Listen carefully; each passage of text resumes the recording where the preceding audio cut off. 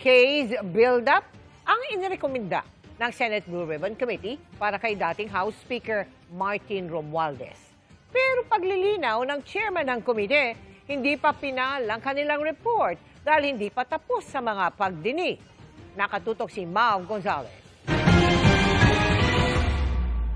Hindi kasama si dating House Speaker Martin Romualdez sa mga inirekomenda sa partial committee report ng Senate Blue Ribbon Committee na isailalim sa preliminary investigation.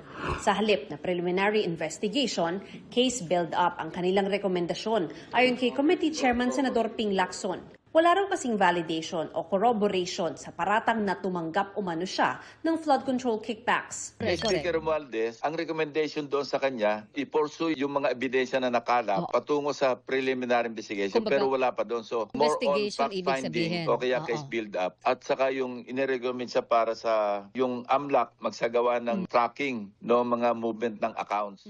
Sabi ni Lacson, ang basehan ng rekomendasyong ito ay ang pahayag ni Orly Guteza na nagpakilalang security aid ni dating Congressman Zaldico. Si Guteza ang nagsabi sa pagdinig na personal siyang naghatid ng pera sa mga bahay ni Naco at Romualdez.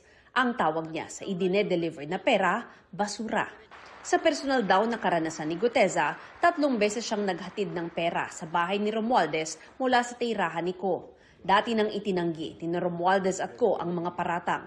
Pero sabi ni Lacson, hindi pa naman aniya final ang report ng Blue Ribbon dahil hindi pa tapos ang mga pagdinig. In the case of Speaker Romualdez, kasi di ba ang naging basihan lang sa pagrerekomenda sa kanya, yung statement ni Guteza. Hindi pa naman kami umabot to sa huling pagdinig kasi partial nga ito eh. Kung magkakaroon ng pagdinig na halimbawang merong validation o corroboration do sa paglilink kay former Speaker Romualdez, sa final report ng Blue Ribbon, mapapalitan yon.